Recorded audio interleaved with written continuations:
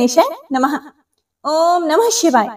हिंदू धर्म के लोगों के लिए शिवरात्रि का पर्व बहुत ही खास होता है। इस दिन भोलेनाथ की पूजा की जाती है, व्रत रखा जाता है और रात्रि जागरण भी किया जाता है। कहते हैं कि ऐसा करने से जीवन के सभी दुख दूर हो जाते हैं और भोलेनाथ की कृपा प्राप्त होती है। आज की वीडियो में आप पूजन विधि, पूजन सामग्री के बारे में जानेंगे। इस दिन भगवान शिव का षोडशोपचार पूजन कैसे किया जाता है, इस बारे में विस्तार पूर्वक आज की इस वीडियो में आपको बताएंगे। किस प्रकार से आपको भगवान का ध्यान करना चाहिए, किस प्रकार से शिवरात्रि व्रत का पालना करना चाहिए, पूजा करते समय कौन कौन सी बातों का ध्यान रखा जाता है, कौन से काम ऐसे हैं जो भूल से भी नहीं करने चाहिए। इस बारे में अगर आप जानना चाहते हो तो आप अपने कीमती समय में से थोड़ा सा समय निकालकर आज की इस वीडियो को पूरा अवश्य सुनिएगा। आइए सबसे पहले जानते हैं कि महाशिवरात्रि की पूजा में कौन कौन सी सामग्री की आपको आवश्यकता होती है। देखिए, वैसे तो जिनके पास पूजा करने के लिए कोई भी सामग्री नहीं है, वह केवल अपने मन के भावों को भी भगवान के चरणों में यदि सच्चे मन से अर्पित कर देते हैं तो भोलेनाथ उसी से प्रसन्न हो जाते हैं। लेकिन जिनके पास किसी भी सामग्री की कोई कमी नहीं है, उन्हें अपनी सामर्थ्य के अनुसार यथावत विधि से भगवान का पूजन अवश्य करना चाहिए। शिवरात्रि की पूजा करने के लिए आपको आवश्यकता होगी दीपक की। मिट्टी के दीपक या आटे के दीपक भी आप प्रयोग कर सकते हैं। कम से कम एक दीपक आपको जरूर जलाना चाहिए। इसके अलावा आप 5, 7 या 11 की संख्या में भी दीपक जला सकते हैं। पानी वाला जो नारियल आता है वह आपको रखना है। कलावा, पीली सरसों और अखंडित चावल, चंदन, कुमकुम माँ पार्वती जी के लिए। भगवान शिव को कुमकुम अर्पित नहीं किया जाता और माँ पार्वती जी के लिए सिंदूर, श्रृंगार की सामग्री। भोलेनाथ के लिए भस्म, केसर, धूप, बत्ती, कपूर, घी, शक्कर, शहद।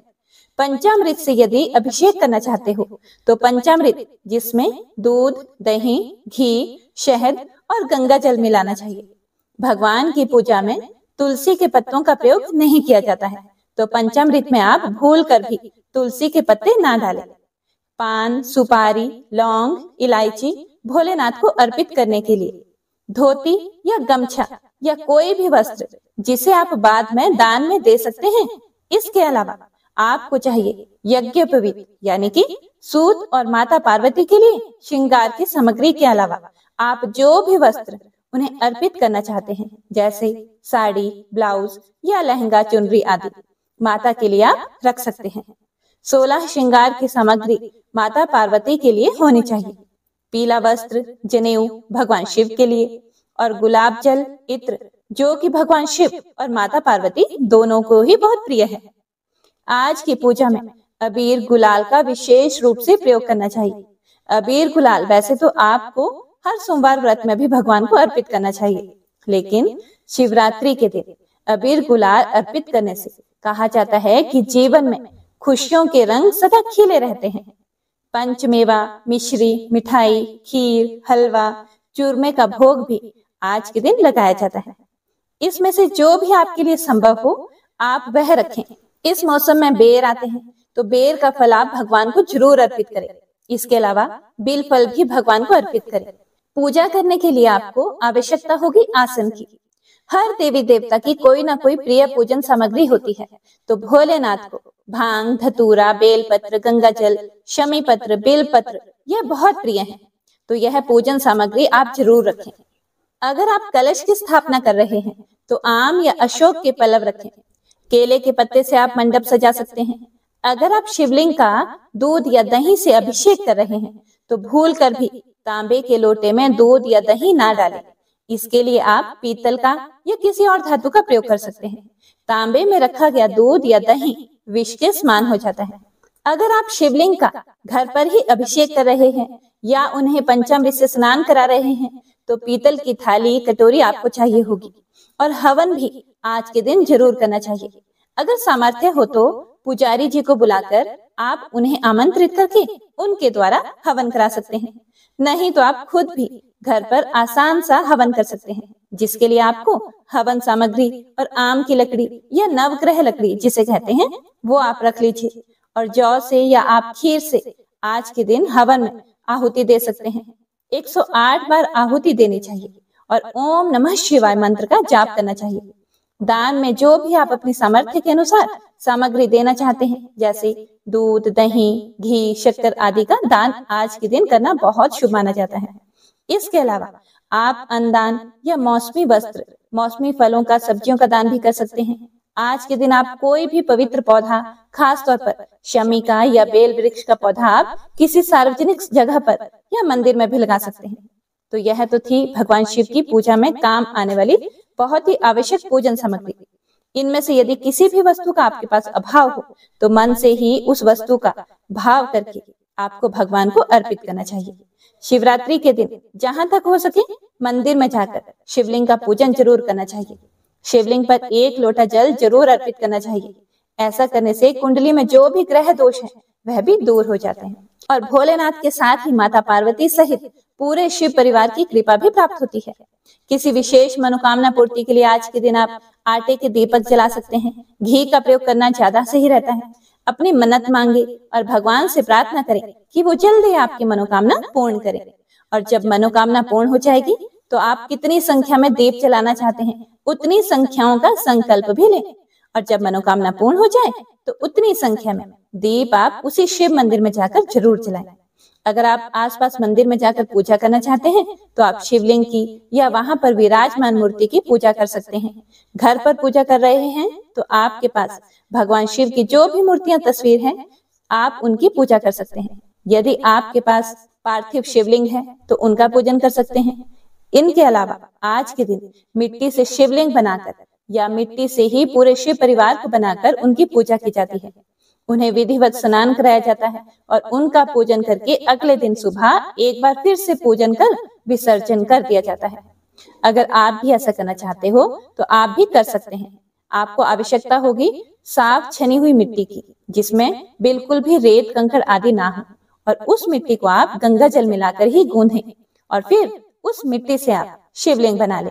शिवलिंग के अलावा आप पूरे शिव परिवार को भी बना सकते हैं।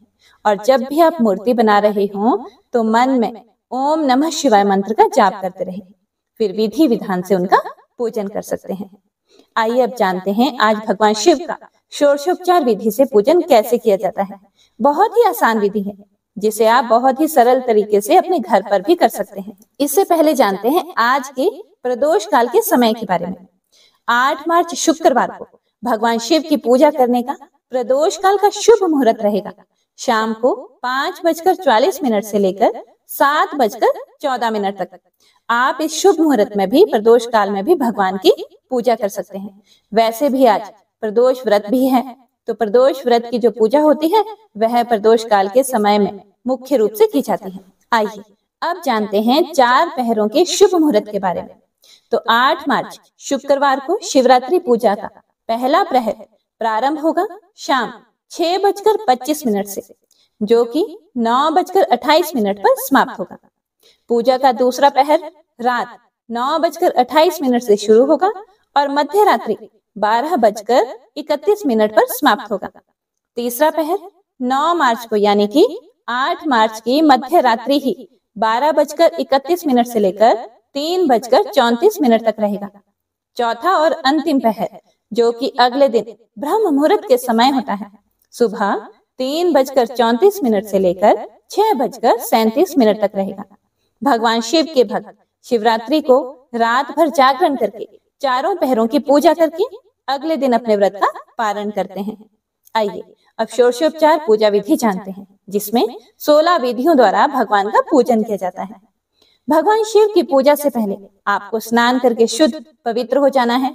अपने पर गंगा जल छिड़क कर मंदिर में, घर पर, मुख्य द्वार पर गंगा जल जरूर छिड़कें, जिससे घर की सभी नेगेटिविटी, सभी नकारात्मक ऊर्जा दूर हो जाती है। अब एक आसन पर बैठकर आपको पूर्व दिशा की ओर मुंह करके भगवान का ध्यान करना है, आवाहन करना है। मंत्रों और भाव के द्वारा भगवान आशुतोष मतलब कि भगवान शिव का ध्यान किया जाता है। दूसरे नंबर पर आवाहन किया जाता है। आवाहन का अर्थ होता है बुलाना या अपने पास लाना। अपने इष्ट देवता भोलेनाथ को अपने सम्मुख, अपने पास लाने के लिए उनका आवाहन किया जाता है। भगवान से निवेदन किया जाता है कि वे हमारे इष्ट देवता की मूर्ति में वास करें ताकि हम उनका आदर पूर्वक सत्कार कर सकें। तीसरी विधि में भगवान को आसन दिया जाता है। आसन के रूप में अक्षत, जो कि साबुत अक्षत यानी कि साबुत चावल होने चाहिए। टूटे हुए चावल भगवान की पूजा में प्रयोग नहीं किए जाते हैं। अक्षत या फिर पुष्प का आसन आप दे सकते हैं और भगवान शिव की आदर पूर्वक प्रार्थना करें कि वे इस आसन पर विराजमान हों। चौथे नंबर पर आपको पाद्य के रूप में भगवान शिव जी के हाथ पांव धुला के भाव से जल अर्पित करना चाहिए। अब भगवान को अर्घ दिया जाता है। दाहिने हाथ में आप थोड़ा सा जल लेकर महादेव के चरणों में अर्घ अर्पित करें। फिर आचमन किया जाता है। आचमन यानी कि मन, कर्म और वचन से हम सदैव पवित्र रहें, इसी भाव से भगवान महादेव की जो भी मूर्ति या तस्वीर है उन प्रतीक स्वरूप को आचमन कराया जाता है। फिर स्नान कराया जाता है। भगवान शंकर को पहले पंचामृत से स्नान कराएं, बाद में शुद्ध जल या गंगा जल से स्नान कराएं। अगर आप पंचामृत से स्नान नहीं करा रहे हैं तो केवल जल या गंगा जल से भी स्नान करा सकते हैं। स्नान के बाद भगवान की मूर्ति या तस्वीर को स्वच्छ कपड़े से साफ किया जाता है। फिर भगवान को वस्त्र अर्पित किए जाते हैं। भगवान भोलेनाथ को स्नान के बाद नए वस्त्र या फिर प्रतीक रूप में आप कलावा भी अर्पित कर सकते हैं। मन में वस्त्र का भाव रखते हुए आपको भगवान को मौली यानी कि कलावा अर्पित करना चाहिए। फिर भोलेनाथ को आप जनेऊ यानी कि यज्ञ पवित्र अर्पित करें। इसके बाद अक्षत, सुगंधित चंदन, अबीर, गुलाल और इत्र आदि अर्पित करें। अब भगवान को पुष्प अर्पित करें। भगवान को जो भी प्रिय पुष्प होते हैं वह आपको उन्हें अर्पित करना चाहिए, जैसे कि आग यानी कि मदार के पुष्प भगवान भोलेनाथ को बहुत ही प्रिय होते हैं। शमी के पुष्प और शमी की पत्तियां भी भगवान को बहुत प्रिय होती हैं, तो आप उनसे भी पूजन कर सकते हैं। इसके अलावा केतकी के या कनेर के फूल को छोड़कर आप कोई भी पुष्प भगवान को अर्पित कर सकते हैं। अब भगवान के आगे धूप दीप जलाएं। फिर भगवान को नैवेद्य अर्पित करें। नैवेद्य के रूप में आप दूध या दूध से बनी मिठाई का यानी कि खोए की मिठाई का भोग आप लगा सकते हैं। इसके बाद भगवान को पान, सुपारी, लौंग, इलायची अर्पित करें। भगवान को दक्षिणा अर्पित करें और फिर मंत्र से पुष्पांजलि अर्पित करें। भगवान को पुष्प अर्पित करते समय अपने हाथ में पुष्प रखें और एक एक पुष्प भगवान को अर्पित करते समय ओम नमः शिवाय का जाप करते रहें या ओम हराय नमः का भी जाप करते रहें। मंत्र पुष्पांजलि के रूप में सुगंधित पुष्प इस भाव से भगवान को अर्पित किए जाते हैं कि पुष्पों की सुगंध की तरह हमारे अच्छे शुभ कर्मों का यश भी चारों दिशाओं में फैलता रहे। इस प्रकार 16 प्रकार की विधि से भोलेनाथ का पूजन करने के बाद भोलेनाथ की श्रद्धा पूर्वक आरती की जाती है। आरती 1, 3, 5 या 7 बत्तियों वाले दीपक से भी आप कर सकते हैं। आरती करने के बाद भगवान की परिक्रमा की जाती है। अगर आप शिवलिंग की परिक्रमा कर रहे हैं तो पूरी परिक्रमा भूलकर भी ना करें। शिवलिंग की केवल आधी ही परिक्रमा की जाती है। भगवान को प्रणाम करें, भगवान की स्तुति करें और पूजा पाठ में हुई गलती के लिए क्षमा याचना करें। जब आप अगले दिन व्रत खोलते हैं तो उस समय भी आपको व्रत रखने में हुई गलतियों के लिए क्षमा याचना जरूर करनी चाहिए। सच्चे मन से यदि क्षमा याचना की जाती है तो आप जाने अनजाने में जो भी भूल चूक कर बैठते हैं, कोई ऐसा काम कर बैठते हैं जिससे आपका व्रत खंडित होने की संभावना होती हो, तो व्रत खंडित भी नहीं होता, आपको कोई दोष भी नहीं लगता और भोलेनाथ अपने भक्तों के सभी अपराध क्षमा कर देते हैं। ऐसे में आपको की गई पूजा पाठ का या रखे गए उपवास का भी पूरा फल प्राप्त हो जाता है। जिस प्रकार से भगवान भोलेनाथ का 16 प्रकार की विधि से पूजन किया जाता है, उसी प्रकार आपको माता पार्वती जी का भी पूजन करना चाहिए। माता पार्वती को 16 श्रृंगार की वस्तुएं अर्पित करनी चाहिए। शिवरात्रि की पूजा में खास तौर पर शाम के समय गाय के दूध से बनी खीर का भोग भगवान को अर्पित करके उसे प्रसाद रूप में सभी लोगों में बांटना चाहिए। भगवान शिव का ध्यान करते समय आप इस प्रकार भगवान शिव का ध्यान करें कि भगवान शिव अपनी वामा और ज्येष्ठा शक्तियों से संयुक्त हैं। उनके 5 मुख और 10 भुजाएं हैं। प्रत्येक मुख में 3-3 नेत्र हैं। शुद्ध स्फटिक के समान उनकी उज्जवल कांति है। वे व्याघ्र चर्म की चादर ओढ़े हुए हैं। मस्तक पर चंद्रकला और गंगा तथा वामांग में गिरिराज नंदिनी विराजमान है, सिद्धगण उनकी स्तुति कर रहे हैं। इस प्रकार ध्यान करके आपको भगवान के चरणों में अक्षत और बिल्व पत्र अर्पित करना चाहिए। आपके पास अगर रुद्राक्ष की माला है तो आज के दिन भगवान को आभूषण के रूप में रुद्राक्ष की माला भी धारण करा सकते हैं। पूजा के बाद सबसे अंत में 3 बार ताली बजाकर आपकी जो भी मनोकामना है उसकी पूर्ति के लिए भगवान से प्रार्थना करनी चाहिए। क्षमा याचना करते समय इस प्रकार कहना चाहिए कि हे प्रभु, हे भोलेनाथ, मुझसे जो भी सुकर्म या दुष्कर्म हुआ हो उसके लिए आप मुझे क्षमा करें। हे भोलेनाथ, मैंने अज्ञानता से या जानबूझकर जो भी पूजन किया है वह आपकी कृपा से सफल हो। हे प्रभु, मैं आपका हूँ या आपकी हूँ और मेरे प्राण सदा आप में ही लगे हुए हैं। मेरा मन सदा आपके ही चरणों का चिंतन करता रहता है। ऐसा जानकर हे गौरीनाथ, आप मुझ पर प्रसन्न हो। धरती पर जिनके पैर लड़खड़ा जाते हैं उनके लिए भूमि ही सहारा होती है। उसी प्रकार जिन्होंने आपके प्रति अपराध किए हों, जिन्होंने आपकी भक्ति को बिसरा दिया हो, उनके लिए भी आप ही शरण दाता हैं। भोलेनाथ, मुझ पर ऐसी दया कीजिए कि हर जन्म में मेरी आप में ही भक्ति बनी रहे। आप ही मेरे शिव हो, आप ही मेरी भक्ति हो। आपके सिवा मुझे दूसरा कोई भी शरण देने वाला नहीं। महादेव, आप ही मेरे शरण दाता हैं। इस प्रकार भोलेनाथ की पूजा करने से रोग, शोक, दुख, दरिद्रता, शत्रु पीड़ा या दूसरों से होने वाली परेशानियां या जो भी जीवन में बाधाएं या कष्ट होते हैं वह सब भगवान भोलेनाथ की कृपा से सब दूर हो जाते हैं। भगवान शिव की पूजा करने से संतान भी सुख देने वाली होती है। निसंतानों को संतान सुख प्राप्त होता है। जिसकी जैसी कामना होती है भगवान उसकी हर कामना को पूर्ण करते हैं। भगवान की विधि विधान से पूजा करने से मनुष्य अपनी 3 पीढ़ी का उद्धार करके अंत में शिवलोक को जाता है। और यह पूजन भी तभी सफल होता है जब मनुष्य सच्चे भाव से, सच्ची भक्ति के साथ और अपने सभी गलत कर्मों का प्रायश्चित करते हुए भगवान शिव की पूजा करता है। तो यह थी आज की वीडियो। उम्मीद करती हूँ आपको सभी जानकारी पसंद आई होंगी।